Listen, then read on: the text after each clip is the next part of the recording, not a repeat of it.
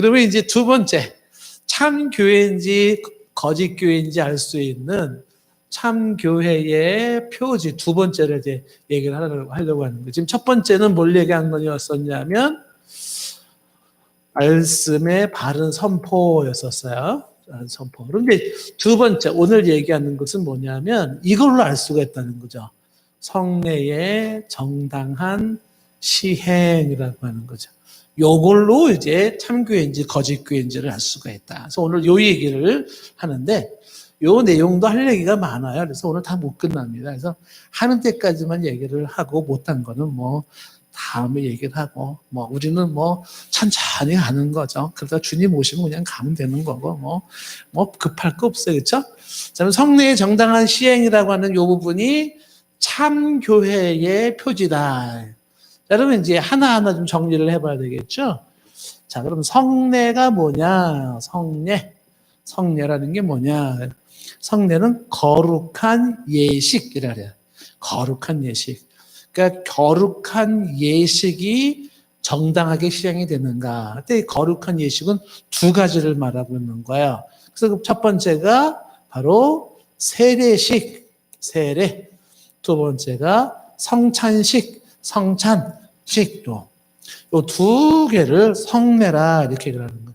세례식과 성찬식이에요. 이렇게. 그러니까 요 두 가지가 정당하게 시행이 되고 있나 안 되나를 그거를 보면은 참 교회인지 아닌지 알 수가 있다라는 거죠.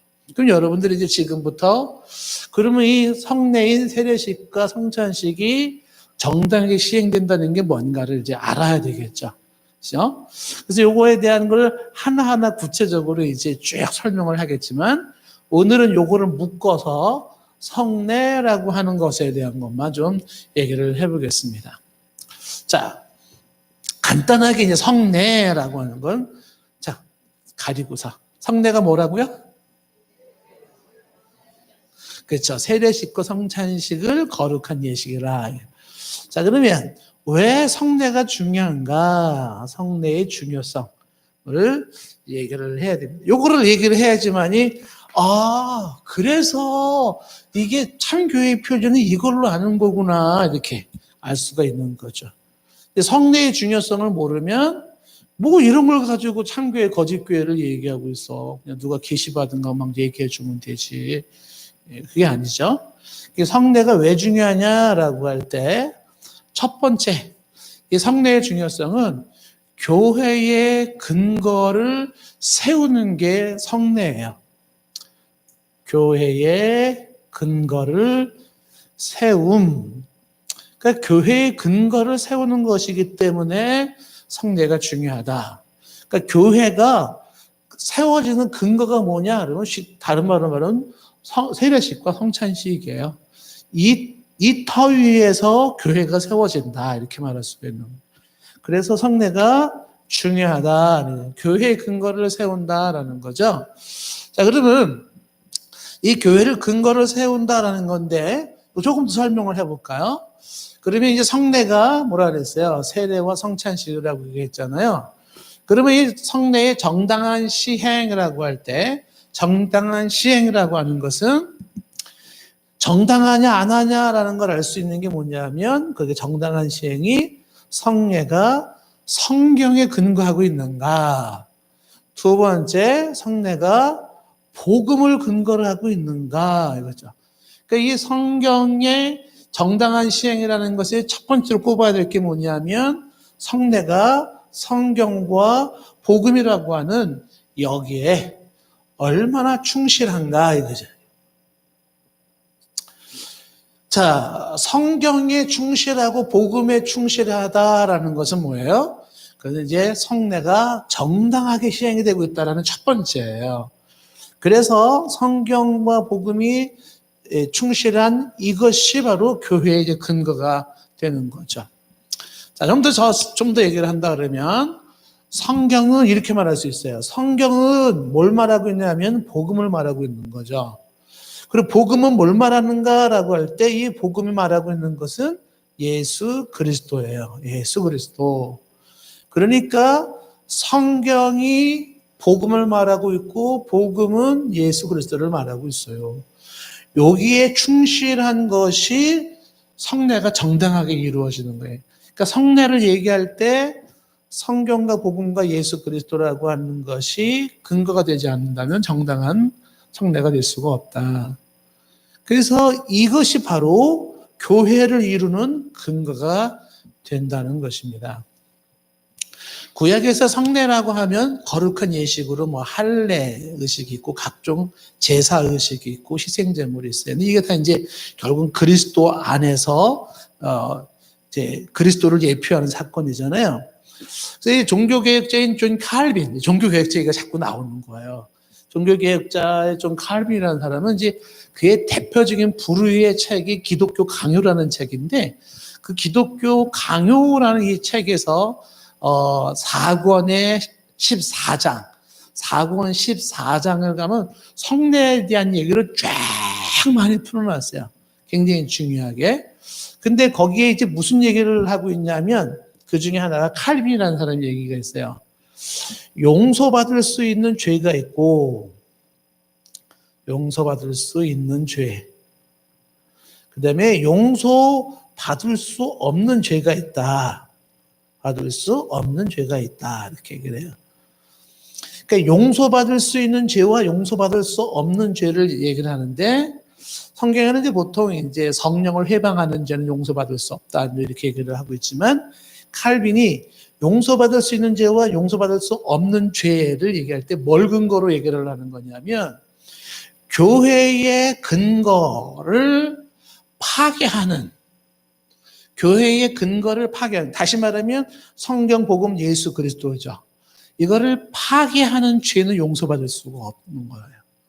그러나 이 근본을 흔드는 것이 아니라 그러면 약간씩 견해를 달리하고 생각을 달리하고 성경 해석을 달리하는 건 용납될 수 있다라고 보는 거죠.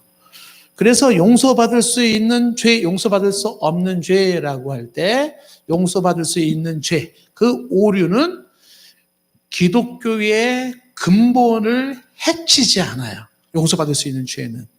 용서받을 수 없는 죄는 기독교 교회의 근본을 해치는 거예요. 용서받을 수가 없는 거죠. 그러니까 뭐가 중요하냐면 성례라고 하는 게 교회의 근거를 얘기한다라고 할 때 그것이 이 근거를 흔들면 안 되거든요. 용서받을 수가 없는 거죠. 그래서 이 성례의 중요성이 강조되는 거예요. 성례의 중요성이. 왜? 그것은 교회의 근거를 세우는 것이기 때문이다. 이렇게 얘기를 하는 겁니다.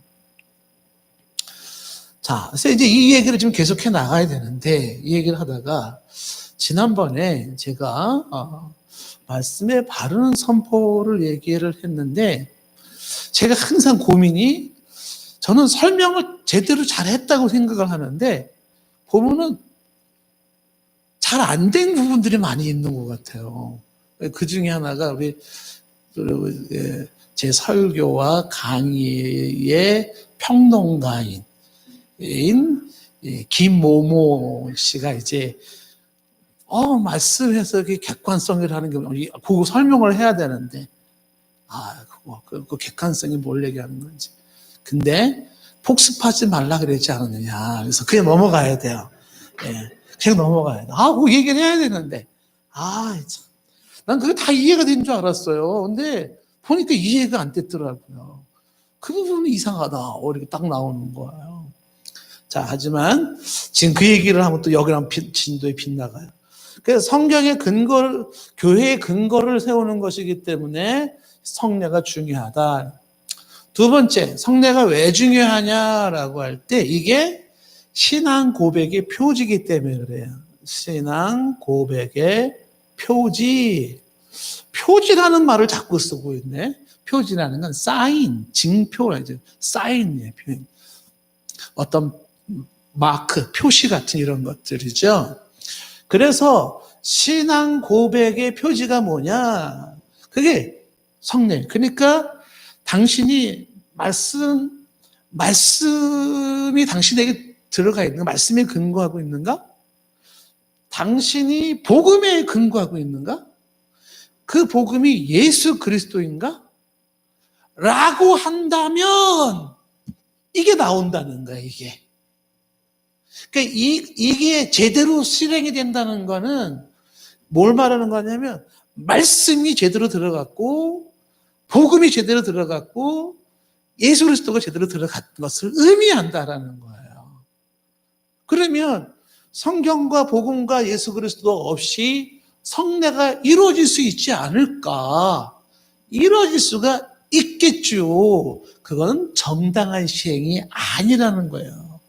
그 대표적인 게 이제 로마 카톨릭을 비판하는 거예요. 그래서 로마 카톨릭에서 강조하는 게 이 종교개혁자가 용서받을 수 없는 거잖아요. 이거를 파기하고 흔드는 거는. 그런데 이거를 파괴하는 그러한 것들이 막 나타났어요.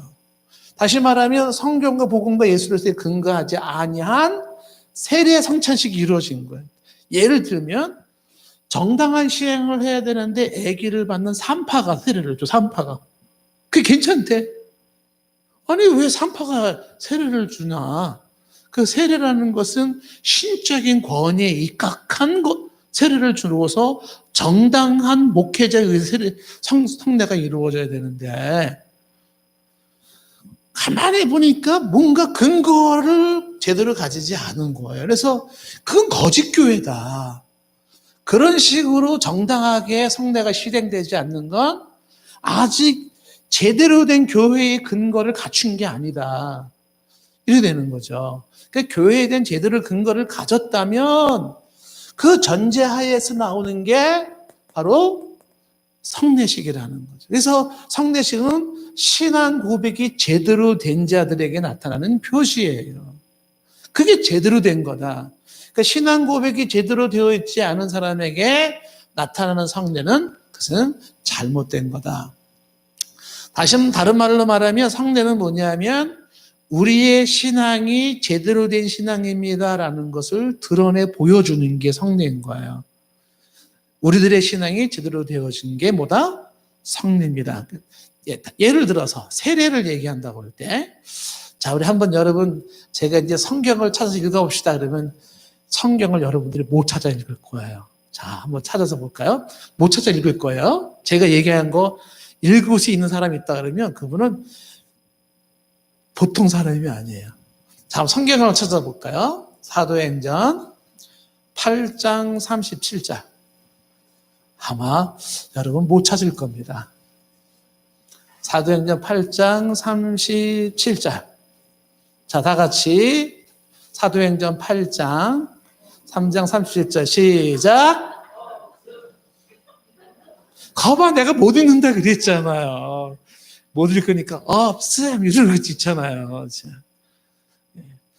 사도행전 8장 37절이 없음입니다. 없음. 근데 이게 굉장히 중요한 거예요. 왜 그럴까요? 없는데 뭐가 중요할까요? 네. 자, 이 37장이 없음을 이해하려면 그 앞기절, 뒷기절을 연결해서 없음을 봐야 되는 거예요. 그럼 36절을 사도행전 8장 36절을 보시면 이게 이제 그 빌립이라는 제자가 그 에티오피아의 그 내시를 만나가지고 이사야 선지자 글을 쭉 풀어줘서 그가 찔림이 어쩌고 이제 그런 거 설명을 쭉 해준 거예요. 바로 이사야 53장이 예수 그리스도에 대한 예언이다. 이런 얘기를 쭉 한 다음에 나온 대화예요. 36절에 뭐라고 말하냐, 길 가다가 물이 있는 곳에 이르니까 그 내시가 뭐라고 말해? 보라, 물이 있으니 내가 세례를 받으면 무슨 거리낌이 있겠느냐?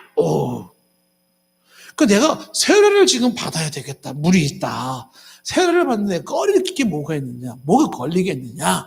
막 이렇게 얘기를 한 거예요.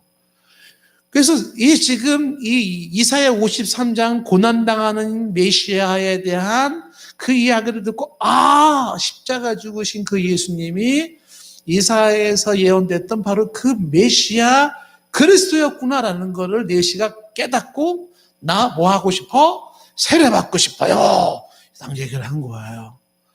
그랬더니 이어지는 37절에 없음 이렇게 한 거예요. 그리고 이어져 38절에 뭐라고 나왔어요? 이에 명하여 수레를 멈추고 빌립과 내시가 둘 다 물 위에 내려가. 빌립이 뭘 받아요? 세례를 베풀었어요. 그래서 내시가 세례를 받았습니다. 세례식이 이루어졌어요. 세례식이. 아이고. 그러면 지금 읽은 36절과 38절 사이에 37절이 없음인데, 요 없음을 딱 지적하면서 요거를 강조한 게 칼빈, 아까 말한 기독교 강요에 보면 칼빈이 요 30 얘기한 7절 말씀을 딱 지적을 하는 거예요. 그 37절 말씀을 그러면 어떻게 해석해야 될까? 참고로 성경 읽다 보면 없음이라는 게 많이 나오죠. 종종 나와요. 왜 없음이 나올까요? 그냥 없으면 다 저를 땡겨가지고 다 써버리면 되지. 왜 거기다 없음 또 이렇게 해놨을까? 이 성경에 지난번 말한 것처럼 사본이 굉장히 많다 그랬잖아요. 사본. 성경을 뺏겨 쓴 사본이 많이 있는데 그 사본도 너무 오래돼가지고 막 글자가 지워져요. 그래서 이제 오리지널 원본의 의미가 어떤 게 있냐를 막 찾아 나가죠. 그게 학자들이 하는 일이에요. 그러다가 이제 우리말 성경은 보통 마소라 사본이라고 하는 게 권위 있는 사본을 그걸 중심으로 이렇게 쭉 그걸 해석을 해 나가요. 근데 마소라 사본에 30 지금 얘기한 7절이 없어요. 그거 없으면 보통 없으면은 그러면 다른 거 그냥 꿰맞추거나 그냥 앞뒤로 땡기면 되는데 성경은 그렇게 하면 안 된다 그랬죠. 성경은. 그럼 지워져서 없으면 어떻게 된다? 변화해야 돼요. 조금이라도 1점이라도 가감하면 안 되기 때문에 그냥 변놓는 거예요. 그래서 변놓은 거예요. 그런데 다른 사본들을 막 찾아보니까 다른 사본에는 37절이 있는 거예요. 다른 데는. 그 주요 사본엔 없고. 그 다른 사본에는 뭐가 있나라고 봤더니 다른 사본에 이렇게 되어 있습니다. 뭐라고 하냐면 내가 온 마음으로 믿으면 그렇게 해라 이렇게 되어 있어요. 다른 사본에 의하면은 온 마음으로 진실로 정말로 네가 믿는다면 그렇게 하라. 그렇게 하라는 게 뭐예요? 세례 받으라. 그러니까 앞에 36절에서 자 이제 내가 세례를 받는데 무슨 꺼리낌이 있겠는가. 그러니까 빌립이 뭐라고 말을 해요? 너 정말로 믿는다면 그럼 세례를 받아라. 그리고 38절에 내려와서 물로 세례를 준 거예요. 그러니까 이 37절 말씀에서 이 다른 사본을 권위 있게 생각하는 이유가 뭐냐면 세례는 누가 받는 거예요? 정말로 믿는다면 이렇게 되는 거죠. 그래서 세례는 참다운 믿음에 대한 고백이 있을 때 받는 게 세례예요. 그러니까 내가 참으로 믿음을 가지고 있어요라는 것을 뭐로 표현한다? 성례인 세례로 표현을 되어지는 거죠. 거꾸로 얘기하면 세례를 받는다는 건 뭐를 의미하는 거냐면 성경에 근거한 복음 예수 그리스도를 제대로 믿고 있구나라는 거예요. 그래서 성례는 뭘 말하는 거냐면 신앙 고백의 표지인 것이죠. 그러니까 이 신앙 고백이 없다면 그럼 어떻게 될까요? 신자가 아니죠. 신자가 아니라면 교회가 될 수가 없어요. 교회가 될 수가 없는 거예요. 여러분 교회 사람들이 1000명이 모였다. 1000명이 모였는데 성경이 근거한 예수 그리스도에 대한 신앙 고백이 없다. 1000명이. 예수님이 내 죄를 사하시고 나의 구세주라고 하는 진정한 고백을 하는 사람이 없더라. 1000명에. 그럼 어떻게 돼요? 그건 교회가 아니에요. 그냥 사교 클럽이고 종교 클럽이지. 그 제대로 된 고백이 있다라는 것이 뭐로 나타나냐면 세례식으로 나타나고 성찬식으로 나타난다라는 것이. 자, 그런데 그러면 이제 이론상으로는 신앙 고백의 표지가 세례식인데 그 세례는 신앙이 있다는 증표이구나. 이렇게 이제 이해를 하면 되겠죠. 근데 못 믿겠다 꾀꼬리 이게 한국 사람인 거예요. 특히 이 조선 사람들은 하는 말하고 마음하고 다른 거예요. 그래서 선교사님들이 딱 와서 예수님이 형제님의 죄를 위하여 피 흘려 죽으신 것을 믿습니까? 그럼 조선 사람들이 네, 믿습니다.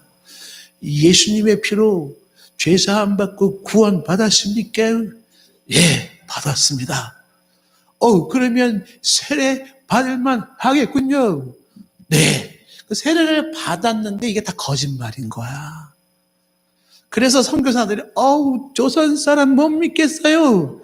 그래서 학습제도를 만든 거예요. 학습제도는 한국에만 있어요. 한국에만 있어요. 학습이 뭐예요? 학습 받아놓고 6개월을 지켜보는 게 저 고백이 진짜인지 맞는지 지켜보는 거예요. 보니까 학습받고 보니까 진짜 신앙 고백한 게 맞아. 그러면 그때 세례식을 주는 거예요.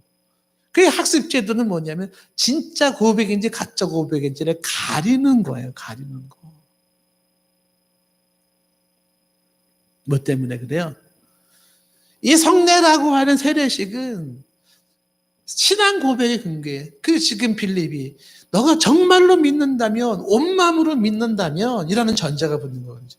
그러면 세례받는데 꺼리낌이 없지. 그럼 지금 받을 수 있는 거죠. 그래서 여기서 말하는 거는 진정한 신앙 고백, 성경에 근거한 예수 그리스도에 대한 신앙 고백이 있음을 전제로 하여서 그 신앙 고백의 표지가 뭐다? 성례, 그 중에 하나가 바로 세례 혹은 성찬식으로 나타난다는 거죠. 그래서 성찬식이 왜 중요하냐? 그것은 바로 우리가 이렇게 진심으로 믿고 있어요라고 하는 외적인 선포이기 때문에, 외적인 선포. 그 성례식을 행함으로써 하나님과 주변의 모든 사람들 앞에서 뭐라고 해요? 선포하는 거예요. 저요 예수님을 믿어요라고 선포하는 거예요. 그래서 우리가 세례식 할 때 사람들 앞에 불러 모아놓고 제가 문답을 하지 않습니까? 그 문답도 또 거짓말이 있을까봐 또 공부하고 토요일 날 전날에 와가지고 확인하고 그리고 사람들 앞에서 예수 그리스도를 믿는가 성경을 믿는가 해서 네 그거 확인하는 거예요. 확인해서 어떻게 해요? 세례를 주는 거죠. 그래서 사람들 앞에서 공포하고 하나님 앞에서 공포하는 거. 뭘 공포해요? 나의 믿음을 공포하는 거죠. 그게 바로 세례식이다라는 거죠. 자, 그러면 여러분들이 한번 질문을 던져볼게요. 세례는 안 받았어요. 근데 나 예수님은 믿어요. 나 정말 예수님이 나의 주님으로 내가 믿고 있어요. 요 세례를 안 받았는데 예수님을 믿는 사람은 구원을 받을까요? 못 받을까요? 자, 우리는 다수결로 정해야 되는 거예요. 자, 세례식은 안 했지만 나 예수님을 진짜 믿는다 라는 사람이 있다면 세례식은 안 했어도 그 사람 구원 나는 받는다고 본다. 손 내리시고 세례를 안 받았는데 무슨 구원이냐? 그 구원 못 받는다. 아이고 우리 주하가 혼자 손 들었습니다. 네. 아이고 주하는 뭐 알고 손 들었니? 엄마가 막 찔렀지. 손 들어 이렇게 찔렀니? 아니지? 우리 다수결에 의해서 물세례를 안 받아도 예수를 쓰는 믿으면 어떻게 될까요? 그럼 구원을 받는 거죠. 그렇죠? 그럼 물세례가 뭔 필요가 있는가? 이제 칼빈이 강요리 이런 얘기가 막 나와요. 그럼 그 물세례라는 성례식이 뭐가 필요하냐? 그냥 마음으로 믿으면 끝이지 뭐 이제 이렇게 그런 게 막 나와. 칼빈 때도 그런 질문이 막 나왔었거든요. 자, 그런데 이게 이렇게 생각할 수가 있는 거죠. 제가 이제 비유를 보통 우리 세례 받는 사람들 비유로 얘기를 하는 게 뭐냐면, 결혼식은 안 했는데, 근데 혼인신고는 동서문에서 혼인신고는 했어요. 근데 아직 결혼식은 못했어요. 형편이 좀 어렵고 뭐 이만저만 사정이 있어서. 그럼 이 사람은 부부인가요? 아닌가요? 결혼식 안 했는데? 그렇죠. 그런 개념이라고 생각하시면 돼요. 그러니까 결혼식은 뭐예요? 우리가 부부예요라는 거를 사람들과 하나님 앞에서 공포하는 거예요. 공포. 그럼 혹자니 이렇게 말하죠.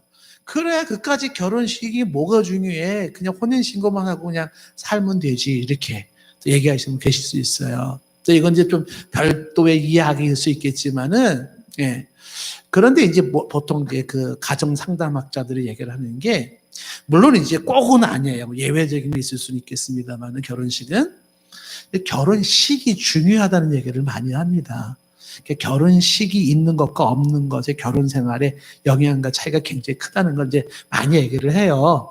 지금 그 얘기 하려는 건 아닌데, 결혼식이라는 외적인 대외적인 선포가 갖는 의미가 굉장히 크다 이제 얘기를 해요. 근데 그것과 비교할 수 없을 만큼 하나님과 사람 앞에서 저 예수님 믿습니다라고 선포하고 고백하면서 세례를 받는 건 더 큰 의미가 있는 거예요. 그래서 그까지 세례식이 뭐가 중요해라고 말할 수 있는 게 아니다라고 하는 거예요. 그래서 세례식은 내가 진정한 믿음이 있다는 신앙 고백에서 나오는 게 뭐다? 바로 세례식이다, 성례다 이렇게 이야기하는 거예요. 그래서 성례는 중요한 거예요. 자, 그러면 세 번째, 이 성례가 왜 중요하냐라고 할 때 이 성례가요, 은혜의 외적 수단이라 이렇게 얘기를 해요. 이것도 무슨 어려운 얘기냐. 은혜의 외적 수단이라는 거예요. 외적 수단. 그 외적 수단이라는 것은 뭐냐면, 수단이라는 건 도구라는 뜻이에요, 도구. 그래서 이게 이제 칼빈의 얘기를 이제 보면은 성례식이라고 하는, 성찬식이라고 하는 그 자체에 마술적인 힘이 있는 건 아니다. 이렇게 얘기를 하는 거예요. 그 카톨릭에서는 세례식, 성찬식 그 자체가 무슨 신비한 힘을 발휘한다고 믿은 거예요. 근데 그건 아니다. 그건 그냥 하나의 수단이고 도구에 불과하다라는 거죠. 그런데 그 하나의 수단에 불과한 도구에 불과한 건데 성령이 그 수단을 통해서 은혜를 일으키더라 하는 거예요. 은혜를 일으키더라. 그래서 중요한 게 뭐냐면 세례식 그 자체, 성례식 빵 먹고 포도주 먹는 그 자체, 거기에 주술적인 미신적인 힘이 있고 막 뭔가 역사하는 게 있는 게 아니라는 거예요. 그건 아닌데 그 세례식과 성찬식이라는 걸 통하여 성령께서 역사하시는데 은혜 안으로 역사를 하신다는 거예요. 은혜 안으로. 그래서 이 성례식은 반드시 성령의 역사가 있어야 되고 말씀에 근거해야 된다는 거예요. 그래서 말씀에 근거하지 아니한 성례, 성령이 역사하지 아니한 성례, 한마디로 꽝이라는 거예요. 꽝. 그냥 성찬식 한다고 피아노 반주 그냥 슬프게 그냥 이렇게 웬 말인가 노래 흐르고 감정에 젖어가지고 신세한산하고 그러고서 이런 개념이 아니라는 거죠. 성령이 역사하지 아니하고 말씀이 함께하지 아니한 그 성례는 의미가 없다. 성례 자체는. 그런데 놀랍게도 성령님이 이 성례라고 하는 걸 통하여서 은혜를 주더라. 실제로 이 성령의 역사가 있는 성찬식을 거행하는 사람, 성례식에 참여하는 사람 있잖아요.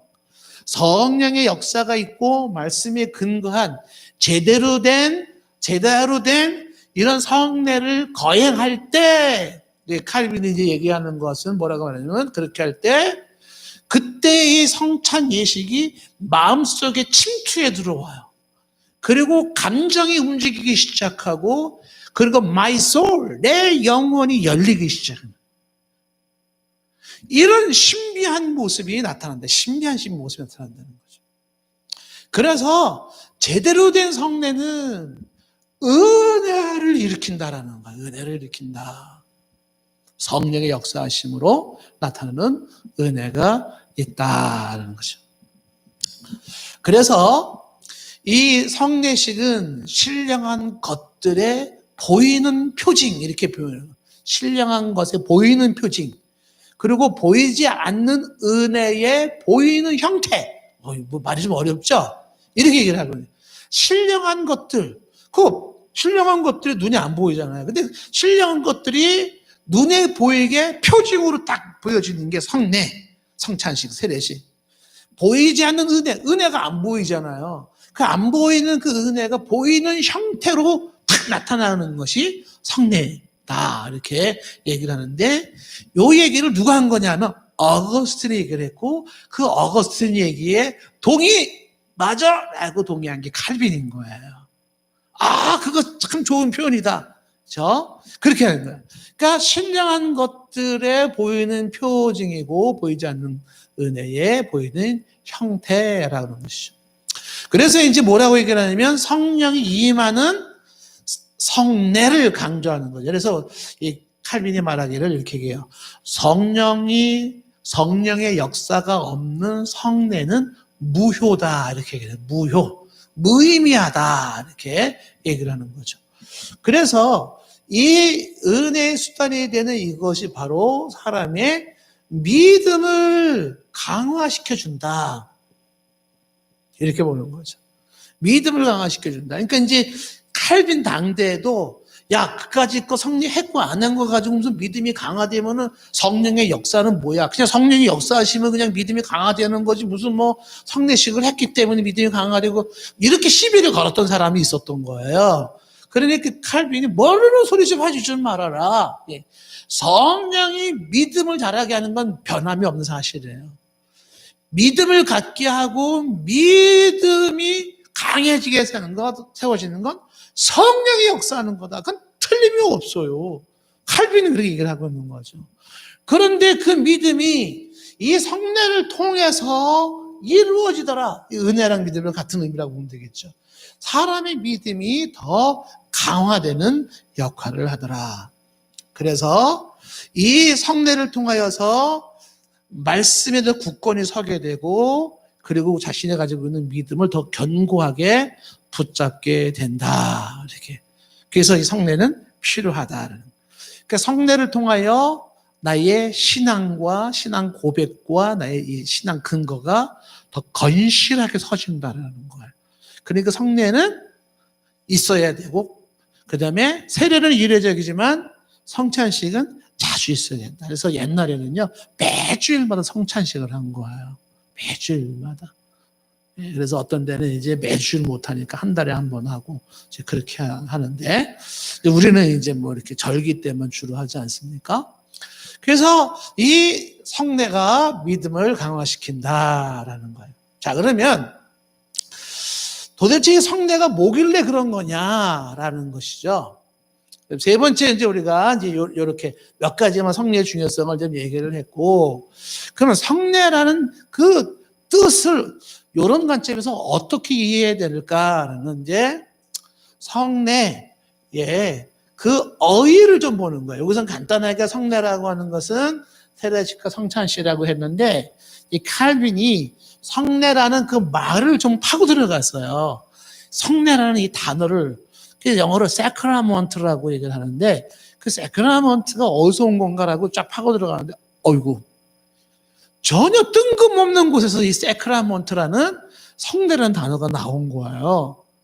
그 뜬금없는 곳이 어디냐라고 할 때 이제 이게, 자, 지금부터는 이 성례가 이런 거라는 걸 좀 확실하게 잡으셔야 돼요. 에베소 1장 9절 말씀을 보니까 거기 이제 헬라어 단어를 집중해야 돼요. 에베소 1장 9절에 보니까 그 뜻의 비밀을 우리에게 알리신 것이요. 그의 기뻐하심을 따라 그리스도 안에서 때가 찬 경륜을 위하여 예정하신 것이다. 근데 여기서 단어가 뭐냐면 비밀이라는 단어예요. 비밀. 이 비밀이 헬라어 단어로 보면 이게 무스테리온. 무스테리온이라는 이 단어에서 나온 영어 단어가 미스테리예요, 미스테리. 미스테리가 뭐냐면 말 그대로 신비예요, 신비. 그런데 지금 이 에베소서 1장 9절에 나와 있는 1장 9절에 나와 있는 비밀이라고 하는 게 이게 미스테리, 신비라고 얘기해요. 근데 이 미스테리라고 하는 무스테리온의 헬라어 단어와 동격으로 쓰여 있는 게 세크라먼트라고 하는 성례라는 말이에요. 세크라먼트. 세크라먼트라고 하는.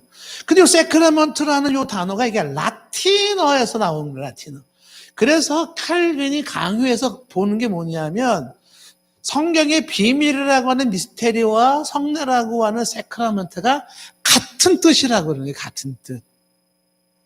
그러니까 성례라고 하는 이 세크라먼트는 바로 비밀을 말하는 거예요, 비밀, 미스테리, 신비예요. 자, 그럼 여러분 이제 우리가 질문을 던져야 되는 게 있어요. 뭐가 신비인데 신비가 뭐예요? 여기 비밀이라는 건 시크릿. 조용해. 아무한테도 말하지 마. 시크릿. 그게 아니에요. 그 숨기고 있는 시크릿이라고 하는 그게 아니라 설명할 수가 없는 신비. 이거는 정말 과학으로도 뭐 논리로도 설명이 안 되는 아주 신비한 거를 그거를 미스테리라고 하잖아요. 세계 7대 미스테리 무슨 뭐 그런 게 막 나오지 않습니까? 근데 이 비밀이 성경에 미스테리라는 걸 쓰고 있는데 이게 미스테리가 뭐냐? 이제 이 부분을 주목을 해야 된다는 거죠. 하나 더 보게 되면 그 에베소서 이제 3장 2절에 보시면 너희를 위하여 내게 주신 하나님의 그 은혜와 경륜을 너희가 들었을 터이라.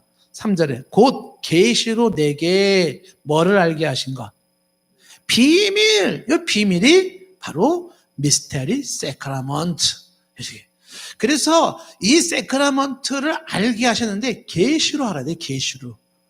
이게 하나님이 계시 많이 설명했죠. 눈을 열어서 보게 해주셔야 돼요.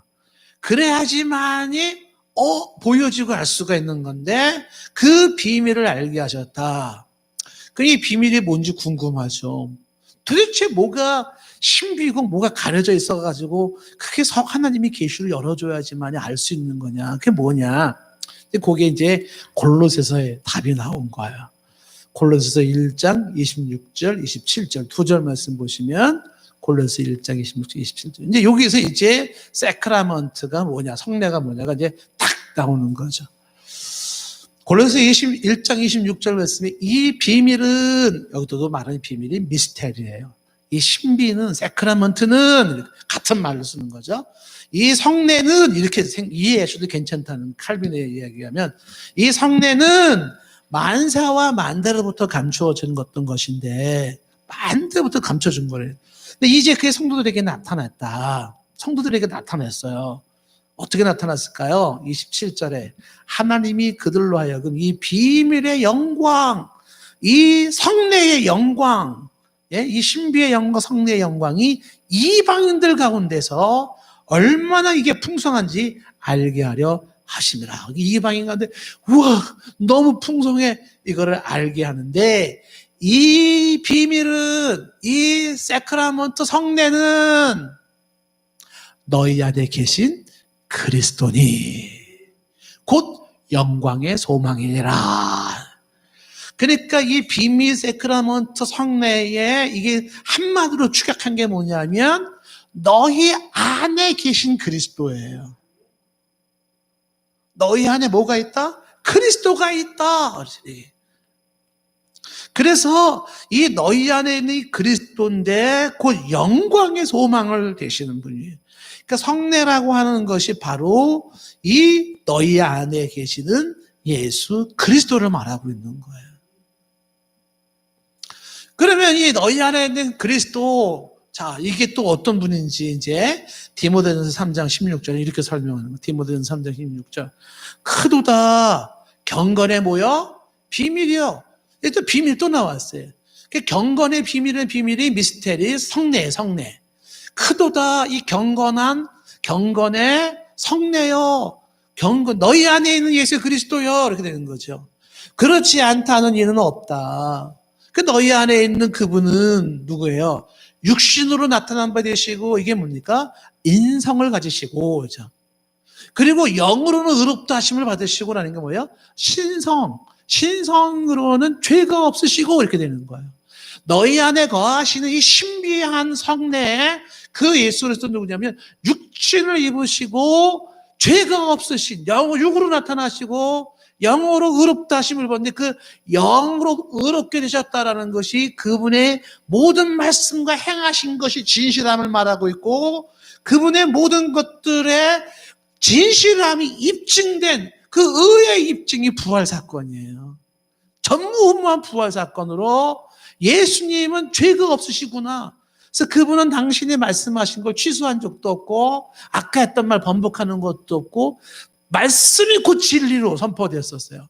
그게 참 신비하죠. 예수님 자체가 육신으로 입으시면서 영으로 의롭다 하심을 받으신 그분인데, 그분이 천사에게 보이셨어요. 태어날 때 천사가 등장하고, 부활할 때 천사가 등장하고, 하늘로 승천할 때 천사가 등장해요. 천사들에게 보이신 분이고, 그리고 그분은 또 누구예요? 어떤 분이냐면 만국에 전파되는 분이에요. 만국이 뭡니까? 한국을 포함한 전 세계에 전파되는 분이 바로 너희 안에 있는 그 그리스도예요. 그 만국의 온 세계의 열방에 전파되고, 그 다음에 세상에서 믿은 바 되시고, 뭐로? 구세주로 온 세상 사람들이 구세주로 믿게 된 분이고, 영광 가운데서 올려주셨다, 승천하셨다. 죽음에 머물지 않고 십자가 죽음으로 끝이 아니라 부활하시고 다시 살아셔서 영광 가운데 올라가셔서 지금 하나님 우편에서 지금 왕권을 가지고 다스리고 계시는 그 예수 그리스도가 너희 안에 있다. 이게 뭐예요? 신비.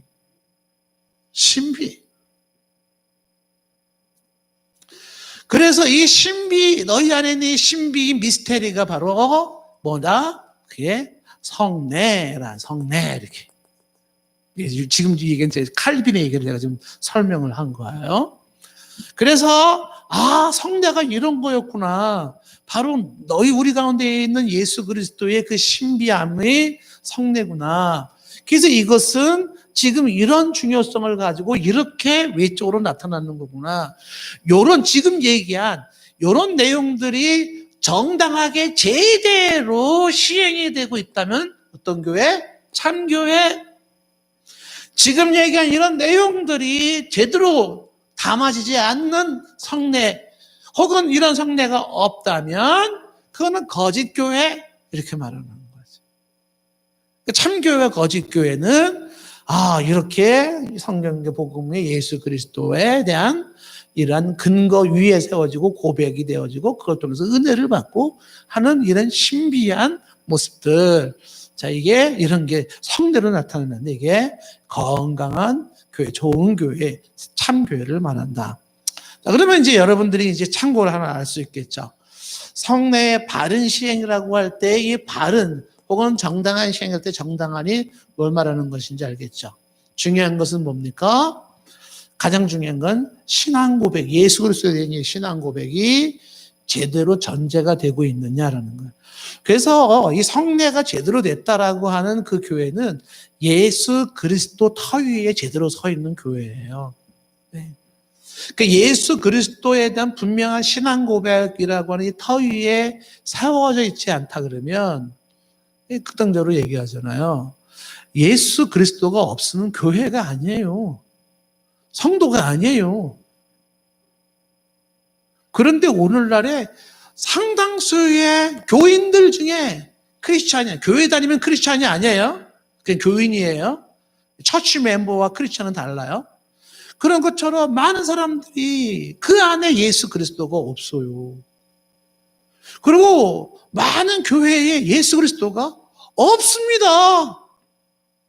아, 설마니 예수 그리스도가 없는 교회가 있어요. 문제죠. 그러니까 지금 우리가 참교회를 얘기하면서 우리가 고민해야 되는 게 뭐냐면 정말 제대로 된 교회가 뭐냐, 제대로 된 신자가 뭐냐, 그 예수 그리스도에 대한 신앙 고백이 제대로 있느냐 없느냐 이거라는 거죠. 제가 최근에 아주 충격을 먹은 게 하나가 있습니다.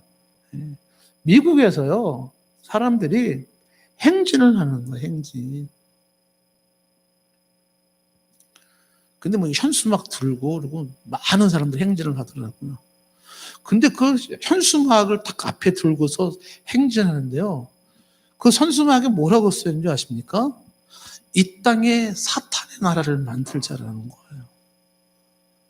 아주 노골적으로 써놨어요. 사탄의 나라.